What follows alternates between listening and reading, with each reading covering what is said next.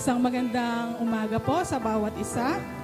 Bago po tayo dumako sa ating opening prayer, hayaan niyo po munang basahin ko sa inyo ang sinasabi sa Aklat ng Mga Awit, talatang 117, talatang 1-2. Purihin si Yahweh, na purihin ng lahat ng bansa, siya ay purihin ng lahat ng tao sa balat ng lupa. Pagkat ang pag-ibig na ukol sa ati dakila at wagas, at ang katapatan niya ay walang wakas. Purihin si Yahweh. Tayo po ay manalangin. O aming Diyos, sa mga makapangyarihan sa lahat, muli Panginoon, patuloy kaming nagpupuri sa iyo. Nagpapasalamat po Panginoon sa umagang ito na narito po ang bawat isa sa amin. Narito kami upang minsan pa ikaw po ay aming sambahin at bigyan ng parangal sa araw na ito, Panginoon. At sa sandaling ito, Panginoon, hayaan mo, Panginoon, na talagang maramdaman mo ang aming taos-pusong pagsamba, ang aming walang hanggang pasasalamat. Ikaw ang Diyos na talagang walang katulad sa aming buhay. Ikaw ang Diyos na dakila sa lahat.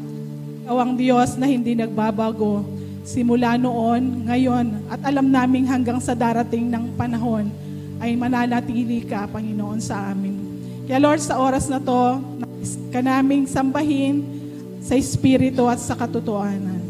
Ano man pong mga karumihan na nakikita mo po sa amin pong mga buhay sa oras na ito, amin pong isinusuko ang lahat ng ito sa iyong harapan. Patawarin mo po kami sa lahat ng aming mga nagawang pagkakasala, maging sa lahat po ng aming mga pagkukulang sa iyo. Lord, alam namin, nakikita mo ang bawat kilos at galaw namin saan man kami naroroon. Ano man ang aming kinalagaan, ano man ang aming ginagawa sa araw-araw. Lahat ng ito, Panginoon, ay hindi lingid sa iyo.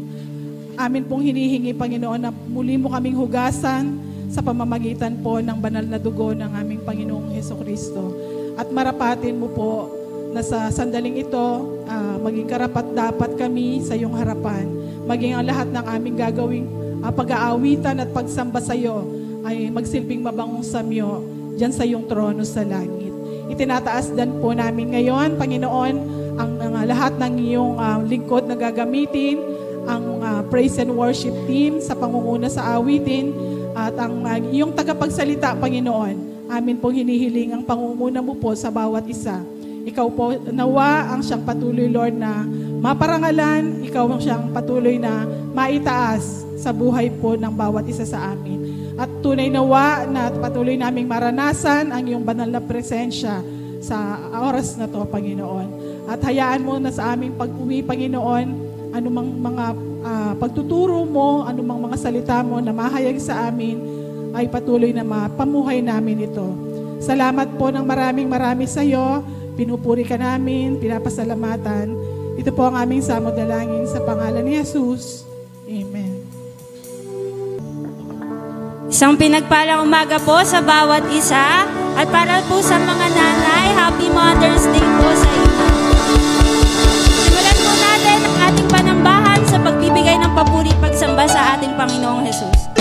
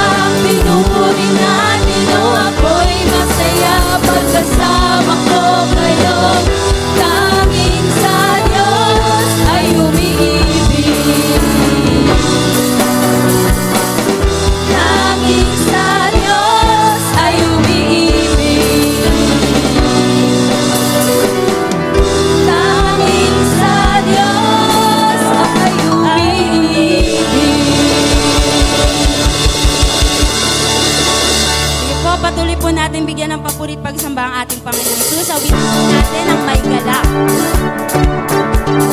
Habang takbo po yung maawit, hindi po tayo, ilakpak po natin ang ating mga kamay. Awitan po natin ang ating Panginoong Jesucristo ng may galak.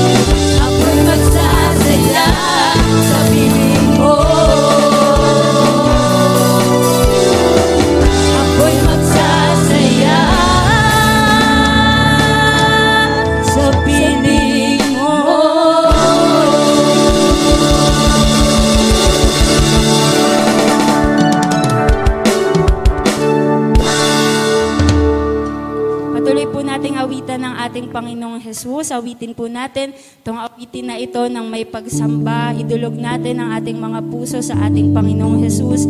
Patuloy tayong humingi sa ating Panginoon ng patuloy nating hingiin sa Kanya ang pagpapatawad. Patuloy tayong lumapit sa Kanya at yumukod at bigyan siya ng papurit pagsamba.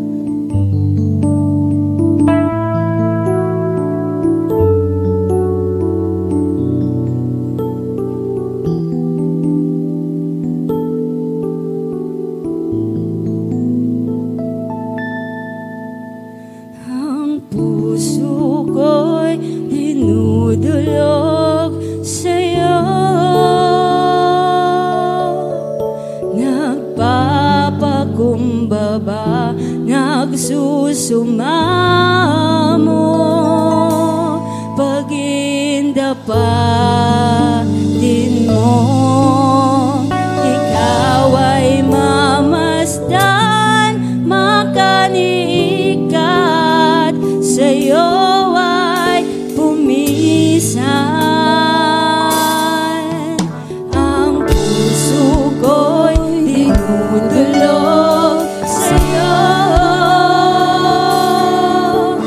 nagsusumbaba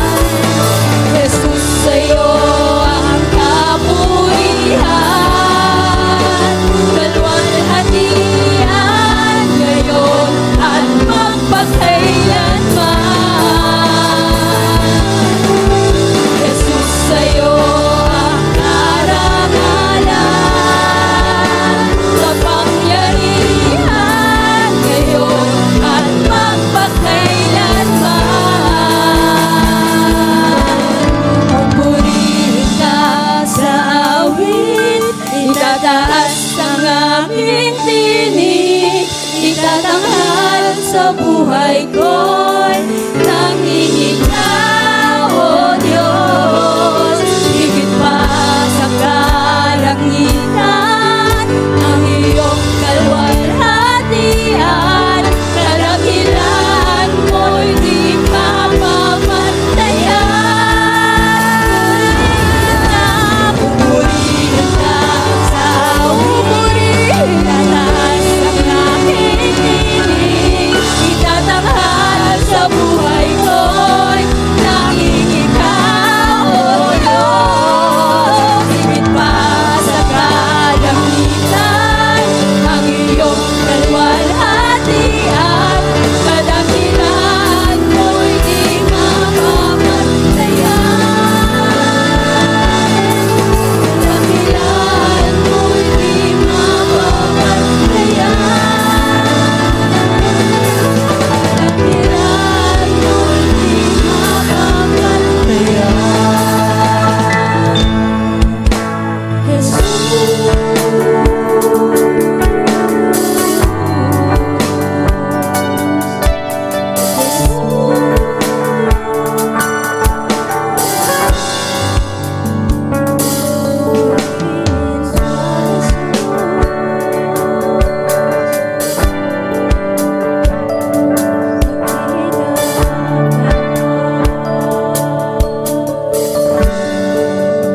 Yes, Lord God, we give you all the highest praises and glory, Panginoong Jesus, dahil tunay nga, Lord God, ikaw lamang ang karapat-dapat sa aming papuri at pagsamba. Ikaw lamang, Panginoon, ang sambahin. Ikaw lamang, Panginoong Jesus, ang karapat-dapat, Lord God, na luwalhatiin, Panginoon. Maraming salamat, Lord God, sa pag-ibig mo sa aming buhay, Lord God. Maraming salamat, Panginoon, sa kaligtasan na ibinigay mo sa bawat isa, Lord God. Lord, sa mga oras na ito, Panginoong Jesus, ikaw ang tumagitna, ikaw ang maging sentro ng panambahan na ito, Lord God. Buksan mo ang puso't isipan ng bawat isa, Panginoon, at tumimo nawa ang mga salita mo sa kanilang mga buhay. Sa iyo po namin ibinabalik ang lahat ng papuri at pagsamba. Dakila ka, O Diyos. In Jesus' name, amen and amen.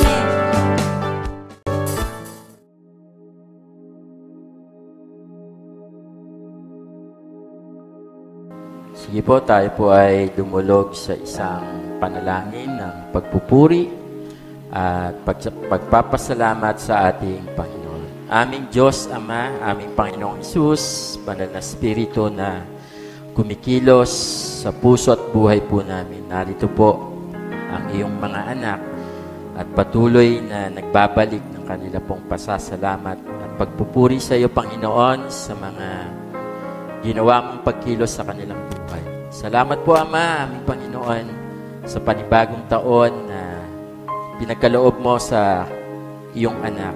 Patuloy na gabayan mo siya at patuloy na ikaw ang kumilos sa kanya sa panibagong pagkakataon na pinagkaloob mo sa kanya. Samahan mo po siya, Panginoon, at patuloy na ikaw, Panginoon, ang patuloy niyang maging sandigan sa kanyang buhay. Salamat din, O Diyos, sa anniversary ng kasal ng iyong mga anak. Patuloy na pagkilos mo, ang kanilang pagbuklod ng kanilang pag-ibig ay nagiging dahilan ng katatagan ng kanilang pagsasama at ng kanilang pamilya, Panginoon, kasama ng kanilang anak. Pagpalain mo po sila at patuloy na ikaw, Panginoon, ang kumilos at gumabay sa kanila sa lahat ng pagkakataon. Salamat din, Ama, sa iyong pag-iingat, sa aming pagbiyahe sa iba't ibang lugar na kung saan marami kaming nadaan ng mga hirap. Salamat dahil ikaw, Panginoon, ang kumilos at sumama sa amin, nag-ingat at nagbigay ng proteksyon. Salamat din, Ama, sa paghipo mo, Panginoon, sa aming pong mga lupang katawan upang maranasan, Panginoon, ang kalakasan ng buhay na patuloy na magamit sa aming paglilingkod sa iyo, sa aming ministeryo at aming pamilya, Panginoon, at iba pang mga bagay na aming ginagawa, Panginoon, sa aming buhay. Salamat din sa pagtugon mo sa aming mga panalangin. Tunay nga, Panginoon, na ikaw ay hindi nagkukulang at patuloy ang iyong pangako sa amin. Salamat dahil ito'y katotohanan ng iyong pangako na hindi kami magsasawang lumapit sa iyo, Panginoon, dahil ikaw ay lagi may katapunan sa aming panalangin. At salamat din sa iba pang mga pagpapala na ginawad mo sa amin, katulad ng karangalan sa pag-aaral o sa trabaho, Panginoon, na ikaw ang nagbigay ng lakas at ikaw ang nagbigay ng karunungan. Purihin ka, Panginoon. Lahat ng ito ay inaalay po namin sa iyo bilang aming handog ng pupupuri at pasasalamat. Purihin ka, Ama. Ito po ang aming dalangin sa Panginoon Jesus. Amen. Pagpalain nawa kayo ng Panginoon at ingatan kayo. Paliwanagin nawa ng Panginoon ang kanyang mukha sa inyo at mahabag sa inyo. Ilingap nawa ng Panginoon ang kanyang mukha sa inyo at bigyan kayo ng kapayapaan. Amen.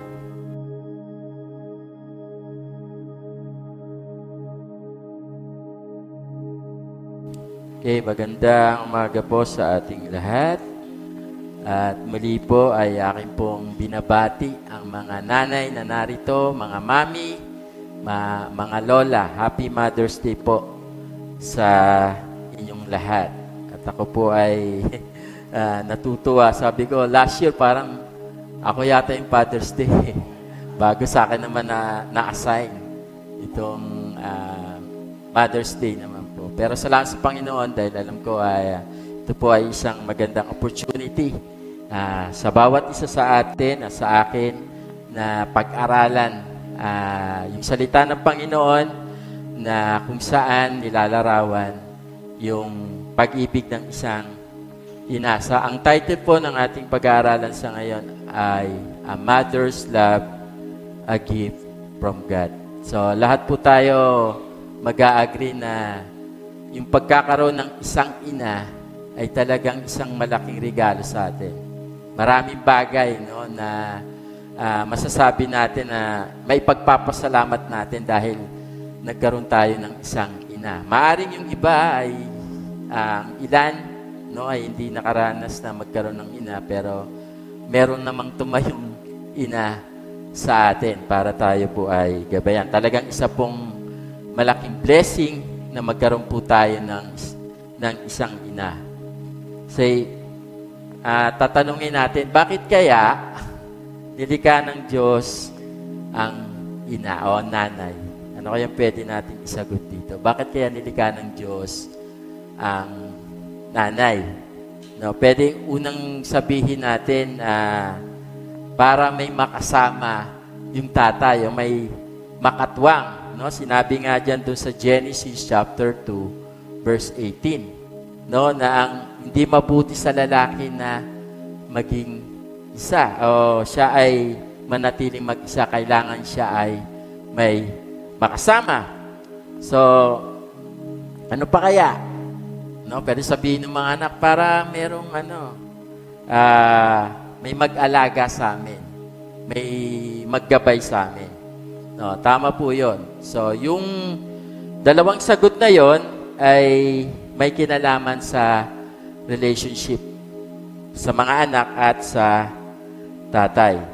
Pero alam natin na hindi lang po, alam natin na si Adan yung nilikha ng Diyos, yung unang tao, pero nilikha rin ng Diyos ang mga babae, nakalarawan niya. So, ibig sabihin, ito rin yung sumasalamin at makikita natin na ang mga nanay ay nilikha ng Diyos na isang mabuting bagay sa buhay ng isang pamilya. So, mga nanay ay nilikha para maipakita sa pamilya, sa kapitbahay at sa buong mundo kung sino ang Diyos na lumikha sa Kanya. Meron tayong makikita sa mga nanay patungkol sa Diyos na hindi natin makikita sa mga tatay. Totoo po yun. No? Sabi po sa Proverbs 31 verse 28. Tumayo po tayong lahat. Basahin ko po yung mixing talata. Sa Tagalog ko na lang po babasahin. Sabi po, igalang siya ng kanyang mga anak, iginagalang siya ng kanyang mga anak, at pinupuri ng kanyang kabiyak. Tayo po sandali muna manalangin namin, Diyos na dakila sa lahat, aming Ama. Patuloy ka po namin pinupuri at pinapasalamatan sa aming pong kalagitnaan. Dalayan po namin ang iyong pagkilos ng iyong banal na Espiritu sa puso at buhay po namin. Patuloy na ikaw, Panginoon, ang magsalita at gamitin ang iyong abang lingkod. Pinupuri ka po namin, po ang aming dalangin sa pangalan ng Jesus. Amen. No? Sabi po dyan, iginagalang siya ng kanyang mga anak at pinupuri ng kanyang kabiyak. So yung isang mabuting ina o yung isang mahusay na nanay ay nakakatanggap ng pagpupuri sa kanyang mga anak. No? Ito ay may kinalaman sa kanilang sa nanay na nag-aalaga ng maayos, no, sa kanilang mga anak at mahusay. At pagdating naman sa kanyang kabiyak o asawa, ito ay nagpapakita ng pagpapahalaga at katapatan sa kanyang asawa. At pwede sabihin ng asawa, mapalad ako dahil ikaw yung aking napangasawa. Napakabuti mo sa akin. Pwede po yun. No? Yung isang babae, no, ang katangian dito sa talatang ito, sinasabi, isang mabuting ina at isang mabuting asawa. So, meron pong tatlong hindi mapapaliwanag na instinct ng pag-ibig ng isang ina. So, una po, the unconditional love of mother. A mother's love is unconditional and unwavering, reflecting God's boundless love for us.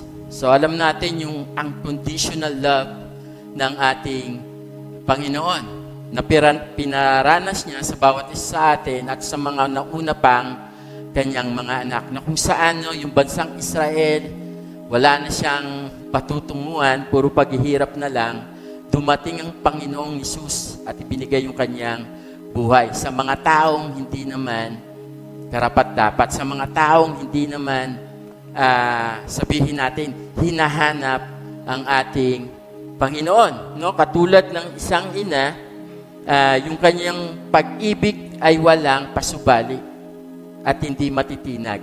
No? Sabihin natin yung nanay ay unconditional love yan sa mga anak. No?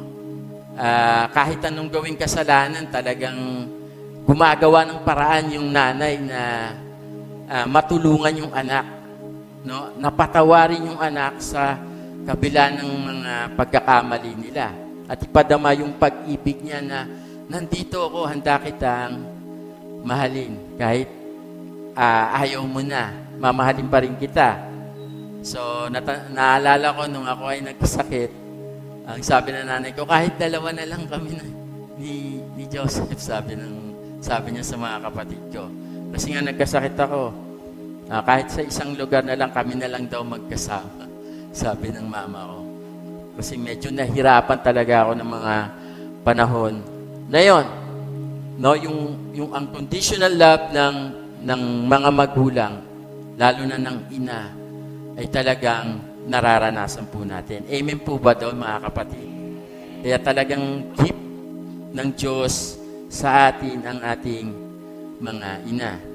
So, sabi po, a mother's love is deep and selfish and unending like a boundless love of God for His children. No, sabi nga doon sa Corinthians chapter 13 verse 4, love is patient, love is kind. No, na kung saan ito yung character ng pag-ibig ng Panginoon, no? Na katulad ng isang ina, no, pagsabihin natin yung patient, ang magandang example na character diyan yung nanay na sobrang kulit, sobrang tigas ng ulo ng mga anak. Talagang ang haba ng pasyensya bago mapalo, no, bago disiplinahin. Dahil mahirap din, no, sa isang ina na bigla ka na lang magdesisyon na masaktan mo yung anak mo. No, lalo na sa atin na mga ina, na mga Kristiyanong ina, na pinangangalagaan yung kanilang mga anak. Yung pag-ibig niya ay napakabuti, no, sa bawat anak nila. Through her sacrifice and selfless, a mother demonstrates love and grace of God. No, sa pamamagitan ng pagsasakripisyo at pagiging di makasarili, pinapakita ng isang ina ang pagmamahal na katulad ng biyaya ng ating Diyos. Ang ina ay nagpapakita ng pagmamahal, no, katulad ng biyaya ng ating Panginoong Jesus. Parang hirap nga, napakalawak nung pag-ibig ng isang ina. Dahil marami, no, lalo na siguro yung mga lola natin, pag nagkwento sila tungkol sa mga anak nila, mga dati po, marami pong anak eh. Dahil ngayon, pa isa-isa na lang, no? Pero noon, no, sa probinsya, ang lolo ko, 17 silang magkakapatid. Kaya dun sa probinsya namin, 3 apelyido lang yung doon, yung meron. Kaya kung manliligaw ka, kahit court casting, bawal ata dun. Kailangan sa kabilang baryo ka. So, imagine niyo kung gano'ng karami.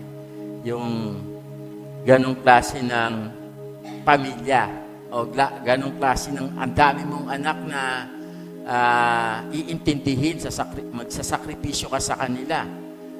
Tapos ang mahirap dyan, yung mag-aaway-aaway pa yung mga yan, no? Para ang isang ikaw yung pumapagitna sa kanila, no? Lalo na sa ganong klaseng pamilya. Pero alam natin, mahirap magsakripisyo, no? Binibigay natin yung sarili natin, yung lahat para lang sa ikabubuti ng ating mga minamahal. Naalala ko yung nanay ko, kasi ngayon, di ba, majority ng mga nanay, no, ng mga mami ngayon may trabaho na. At mahirap po yun, na iiwan mo yung mga anak mo habang ikaw ay nagtatrabaho. So, siya naalala ko yung nanay ko, meron siyang merienda, naglalabada nanay ko, konti lang yung kakainin niyang tinapay para madala niya sa bahay namin. At kami, alam namin, laging may dalang tinapay nanay namin. No, sa ganung bagay, no, mahirap yung ginagawa niya, tapos uuwi siya sa bahay, dala niya pa yung pagkain niya para ipagkaloob niya sa amin na magkakapatid. 5 po kami magkakapatid. No, sabi po sa Isaiah chapter 49 verse 15, sa Tagalog ko basahin, ang sagot ni Yahweh, malilimot kaya ng ina ang kanyang sariling anak? Hindi kaya niya mahalin ang sanggol niyang iniluwal? Kung mayroon mang inang lumimot sa kanyang anak, hindi ko kayo kakalimutan kahit saglit. So, ang tanong question kaya ba na limutin ng isang ina ang kanyang anak? So, dito po sa passage na to ay literal na sinasabi yung isang sanggol na niluwal o baby. Di ba? Kaya bang kalimutan o hayaan na lang ng ina yung kanyang anak? Lalo na po sa pag-aalaga ng baby, naalala ko, may pamangkin ako, pati ako napupuyat eh. Kasi yung baby, hindi mo yung oras ng pagtulog yan eh. Minsan gising siya, alas 11 hanggang umaga na. So, ang hirap, no? Yung isang ina na sa ganung pagkakataon, matitiis niya ba na umiiyak yung kanyang anak na baby, ay hindi niya, hahayaan niya na lang na hindi niya bigyan ng gatas o patitiin yung kanyang anak. Pwede kaya yun, nalimutin ng isang ina yung kanyang anak.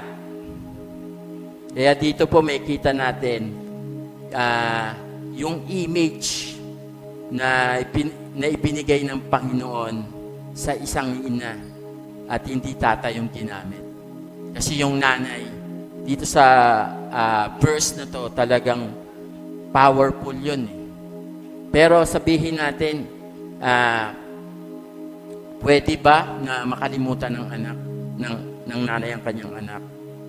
No, sa panahon natin ngayon, at sa iba pang mga pagkakataon sa buhay, no, pwede natin sabihin, pwede. No? Alam natin, nangyayari yun. Dahil alam natin na hindi natin hawak yung buhay, mahirap yung mga sitwasyon, at nagkakaroon ng pagkukulang yung ina sa kanyang anak. At alam natin, wala namang perpektong nanay. Katulad ng mga nanay na yung sanggol iniiwan sa mga simbahan at sila, nasa malayong lugar, tinitignan nila yung anak kung sino yung kukuha.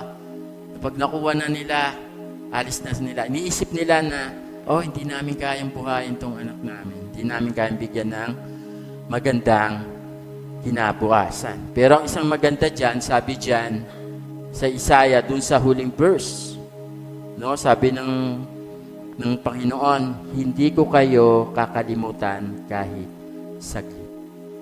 No, yung sinabi ni Yahweh sa bansang Israel, na kahit anuman mangyari, hindi kayo mawawala sa isip ko, na sinabi niya rin sa kanyang mga anak, sa bawat isa sa atin, na sabihin natin sa panahon ngayon, buti pa sila nasa-celebrate yung Mother's Day kasama na yung nanay nila. Ako, parang hindi naman nata ako naalagaan. Or ako, wala na nanay ko. Parang nakakaingit na isipin na sila masa-celebrate nila yung Mother's Day. Kaya yung nanay ko, nung nagkatrabaho yung mga kapatid ko na maayos, sabihin, ma, hindi ka na magtatrabaho, hindi ka na maglalaba. Pero para sa akin, maiksi lang yung panahon na naranasan niya yung maayos na buhay kaysa dun sa mahabang panahon na sinakripisyo niya sa buhay namin magkakapatid o sa pamilya namin. Konti lang. No? Ilang beses lang namin siya nakasama at kinuha na siya ng Panginoon. Parang sabi ko, kulang pa. Parang napakakunti pa nung dapat ibinigay namin sa nanay namin. Pero, siyempre, no, ang Diyos naman yung may plano sa buhay natin. At yun po nangyari. Kaya kung tayo na narito, nandyan yung nanay nyo, no, mahaba. Huwag nyo sabihin natin na mahaba pa yung panahon na makakasama natin sila. Baka magulat na lang tayo. Kunin sila ng Panginoon. Di natin inaasahan. Kaya talagang mahalin natin ang ating mga magulang. Katulad ng pagmamahal ng Diyos sa kanyang bayan, sa kanyang mga anak, hindi ko kayo malilimutan kahit saglit.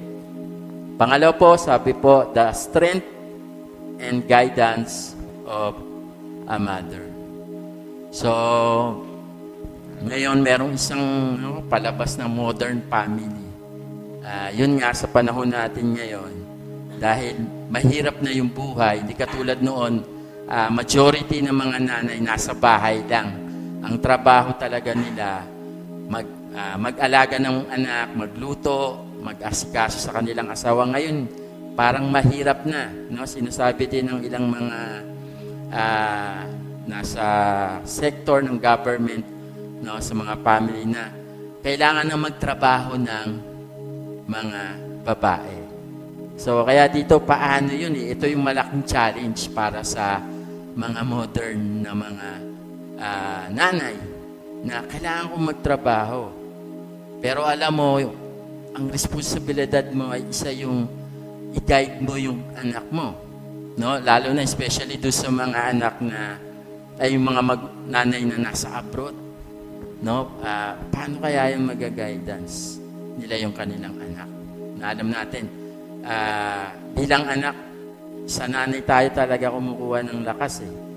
Kasi yung nanay natin talagang, sila yung laging close natin kausap eh. Pag tatay, medyo saglit lang. So, meron namang iba, close pero maliit na porsyento. Lahat sa nanay.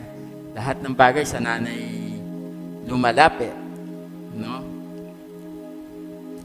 A mother provides strength and guidance to his children, mirroring God's guidance and protection in our lives. Ang isang ina ay nagbibigay ng lakas at patnubay sa kanyang mga anak na sumasalamin sa patnubay at proteksyon ng Diyos sa ating buhay.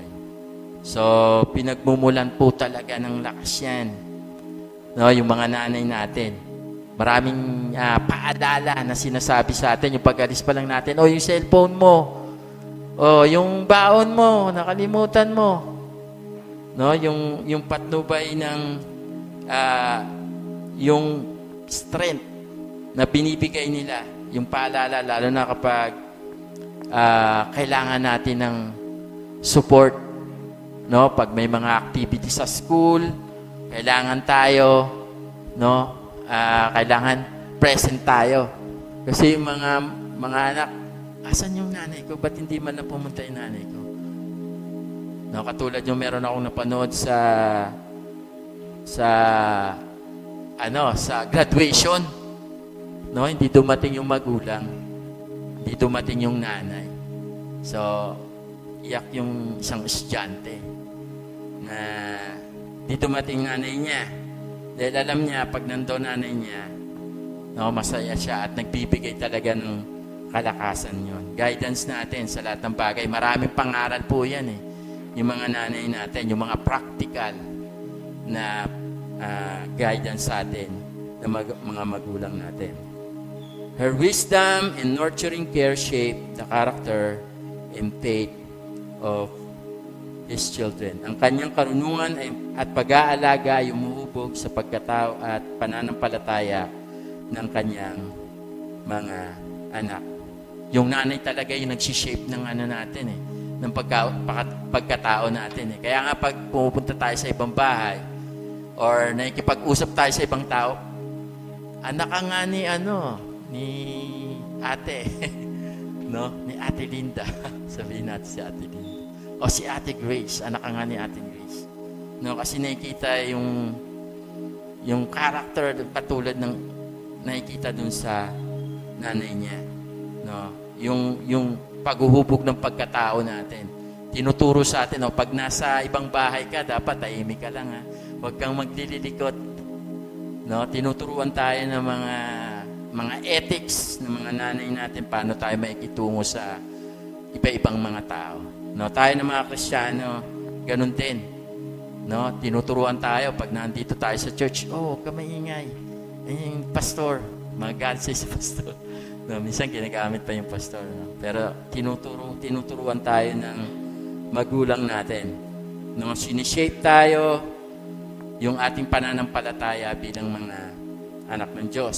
Sabi sa Isaiah, aaliwin kita sa Jerusalem tulad ng pag-aaliw ng ina sa kanyang anak.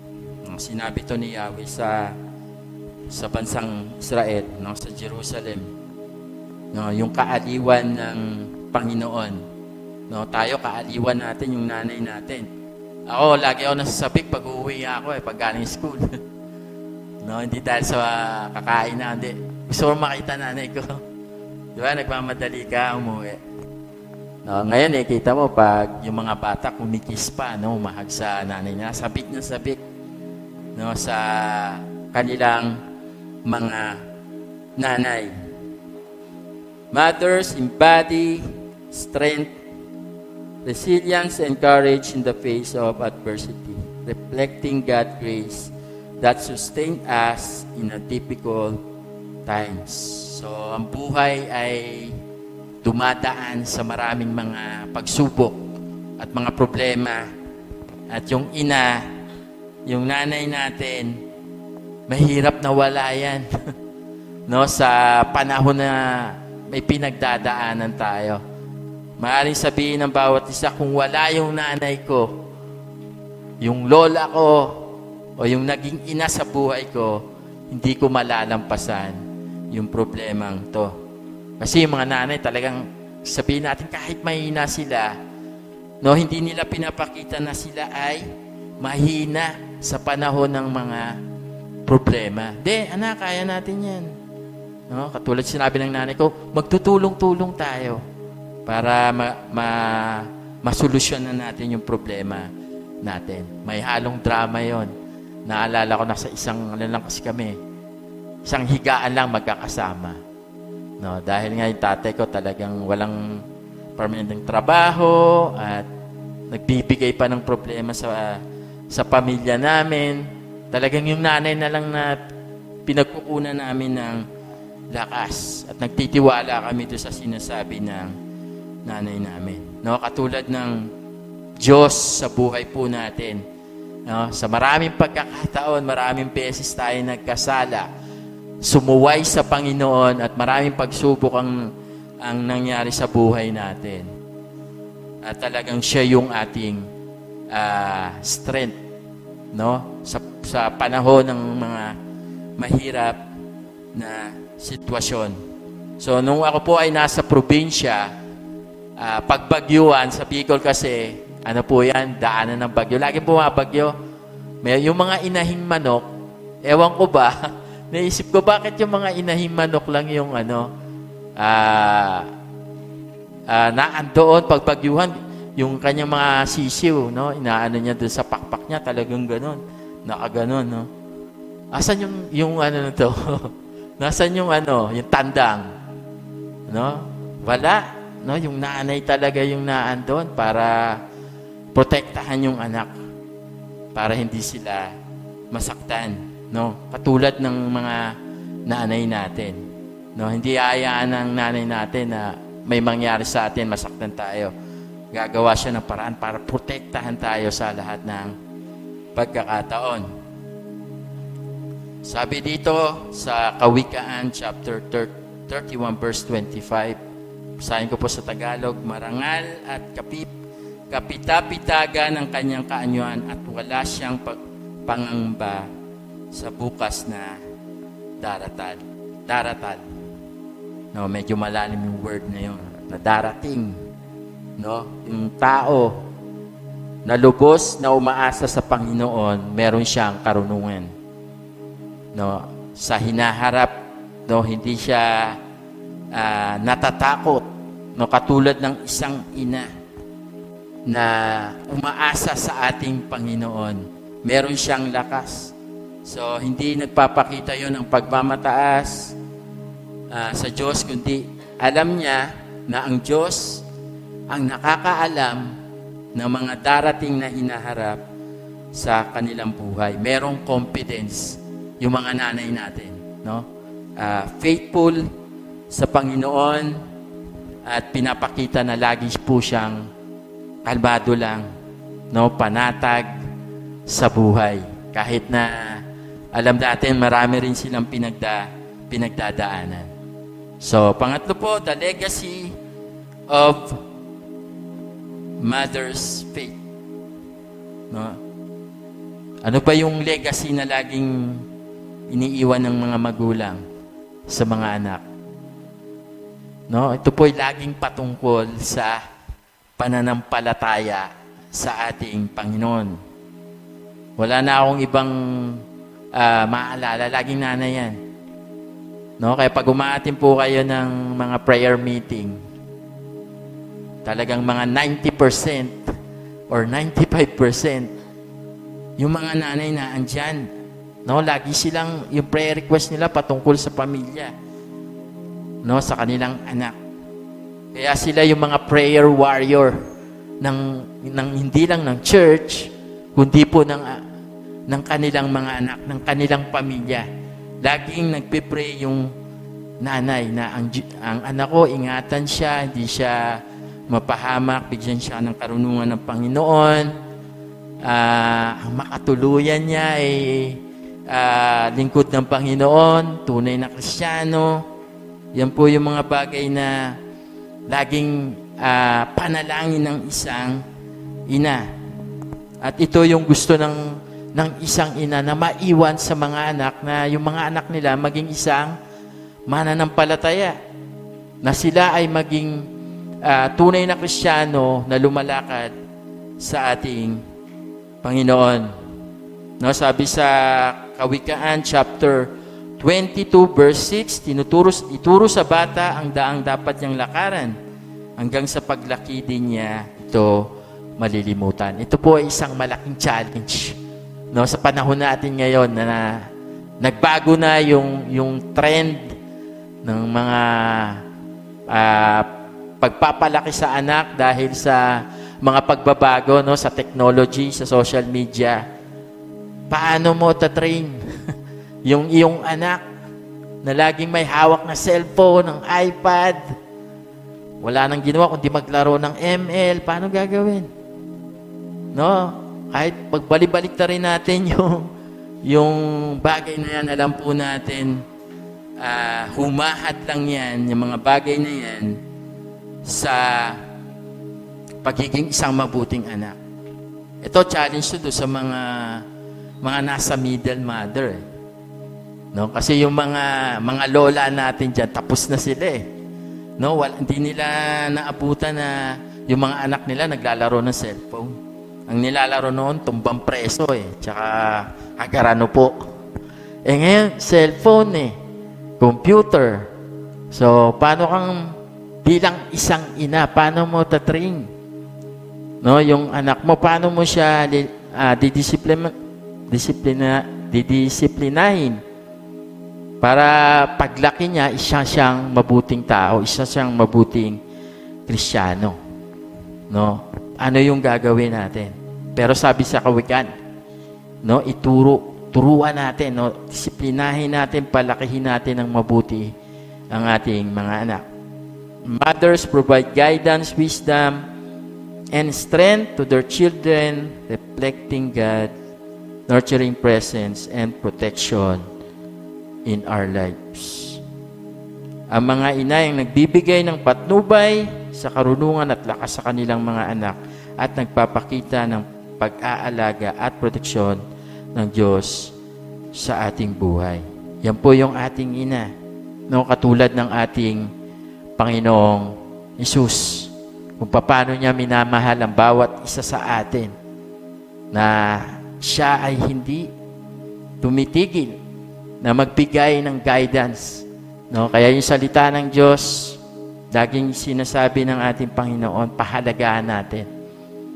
No? At ito yung ating maging pamantayan, prinsipyo sa ating buhay. Kasi alam natin, yung salita ng Diyos, pag sinusunod natin, katulad ng ina, kapag yung anak sumusunod sa ina, yun yung nagiging protection. No? Dahil nalalayo tayo sa mga hindi magagandang bagay, katulad ng salita ng Diyos. Kung sinusunod natin ang salita ng Diyos na tinuturo ng ating Panginoon, yung protection na andun eh. No? Malayo tayo. Kaysa andun tayo sa magulong buhay, mahirap, no? Na hindi natin sinusunod ang salita ng Diyos. Doon ang gagaling yung guidance and protection ng Diyos. Sabi sa Proverbs 6:20, aking anak, utos ng iyong ama mo'y sundin at huwag mong tatalikuran ang turo ng iyong inang kiliw. No, sinulat ni Solomon, no, pinag-aaralan nga doon sa Sunday school namin sa kalalakihan, yung wisdom na pinagkakaloob ng Panginoon ay nagmumula sa pagkatakot at pagsunod sa kanyang mga salita. No? Pinapangaralan ni Haring Solomon yung kanyang mga anak. No? Yung sa kanyang pangaral na mula sa salita ng Panginoon, katulad ng magulang, katulad ng isang ina na ito'y sundin. No? Mahaba yung buhay. Maraming mga pwedeng mangyari. Madalas yung mga anak, alam ko na yan. Matama na, sobra na. Ayoko na yan. Dito na ako sa kwarto. Minsan parang, rewind. Ayaw natin ng paulit-ulit. Pero yung paulit-ulit na yon, magandang paalala sa atin. No? Minsan naalala natin, dapat sinunod ko yung nanay ko eh.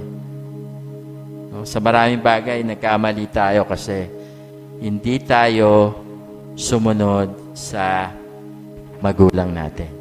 So sa huli, sabi po, in this sermon, let us celebrate and honor the mothers in our life. Recognizing their love, sacrifice, and faith as reflection of God's divine love for us, may we express our gratitude, love, and appreciation for the invaluable role mother play in nurturing and shaping our lives. Mga kapatid, yung buhay po natin galing po sa ating ina na ginamit ng ating Panginoon. Imagine po natin, 9 months, no? 9 months sa sinapupunan na dinala tayo ng ating mga ina. Di natin alam yung ano mang nangyari sa kanila nung panahon na yon, pero mahirap po yon. At sa kabila ng yon, may ginagawa sila sa kanilang mga buhay. Maaaring sabihin natin na yung mga nanay natin, meron din mga pagkakamali. No? Pero hindi natin kayang tumbasan yung sakripisyo at pagmamahal na binigay nila sa atin.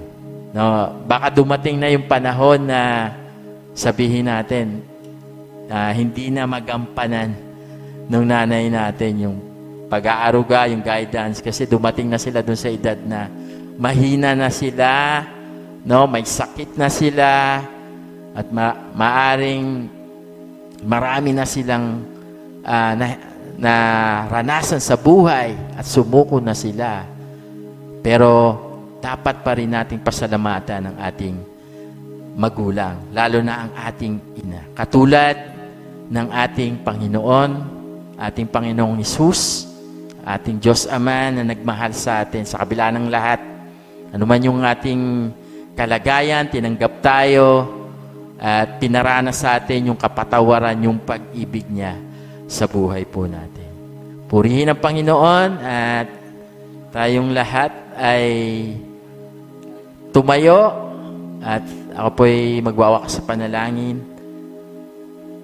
Sige po, tayo po'y manalangin. Dakilang Diyos na aming Ama, pinupuri ka po namin sa umagang ito. Tunay nga na ang aming ina, ang aming mama, ay isang malaking regalo po sa aming buhay. Salamat po sa buhay nila na ginamit mo sa amin upang kami ay arugain, kami ay mahalin, kami ay turuan, kami ay disiplinahin, kami ay protektahan sa aming buhay. Salamat po sa lahat ng ginawa po nila, hindi po namin kayang tumbasan. Kaya naman sa oras na ito, nais po namin silang parangalan at kilalanin ang kanilang kadakilaan sa buhay namin. Papasalamat din kami sa iyo, aming Diyos, na patuloy na kumikilos sa amin, na sa amin ay nagmamahal katulad ng isang ina. Pinakita mo ang wagas na pag-ibig sa buhay ng bawat isa, sa lahat ng aming pong pagkakamali, sa lahat ng aming pong karumihan, nilinis mo kami sa pamamagitan ng pag-ibig mo sa iyong buhay na ibinigay na napako sa krus. Ang iyong dugo, Panginoon, naglinis sa amin. Purihin ka sa umagang ito, sa aming kalagitnaan. Tinataas ka po namin. Nais po naming pasalamatan ka sa aming buhay at patuloy na ikaw ay aming pong paglingkuran at papurihan. Purihin ka, Panginoon, at patuloy na dalangin namin na patuloy na ikaw ang sumama sa amin. Ito po ang aming dalangin sa Panginoon Hesus. Amen.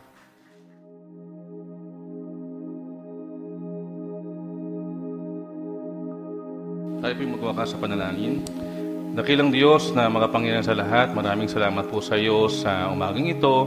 Salamat po sa pagbibigay mo sa amin, Panginoon, ng malayang pagkakataon at panahon upang patuloy ka naming pasalamatan, purihin sa iyong mga pagkilos at gagawa sa aming pong mga buhay. Salamat din po, Panginoon, sa iyong mga salita na ibinigay sa amin sa pamamagitan ng iyong mga lingkod. Salamat po, Panginoon, dahil alam namin na ang iyong salita ay buhay sa aming mga puso at isip, at nais mo, Panginoon, masumpungan kami na namumuhay, lumalakad sa liwanag na hatid mo sa aming mga buhay. Samahan mo kami sa aming pag-iwahiwalay pauwi, patungo sa aming mga tahanan. Ingatan, Panginoon, sa isang linggong darating. Ikaw po ang aming maging lakas at gabay sa lahat ng bagay. Mabigyan ka namin ng glory sa aming mga buhay, anong man ang gagawin namin, Panginoon, sa bawat araw. At nawa, Panginoon, ikaw rin ang magbigay ng isang masaganang pananghalian kasama ng aming mga mahal sa buhay. Sa tanghaling ito, patungo sa aming mga tahanan o saan man, Panginoon. Nawa sa pamagitan po ng pagtataas ng kamay ng iyong lingkod, iring igawal sa amin ng iyong pong basbas at pagpapala. Mga pinakamamahal, naway sumating lahat ang pagpapala ng Panginoon Kristo, ang walang hanggang pag-ibig ng Diyos Ama, ang pagkikipis at kaaliwan buhat sa banal na Espiritu, mulangit pagpasawalang hanggan. Amen.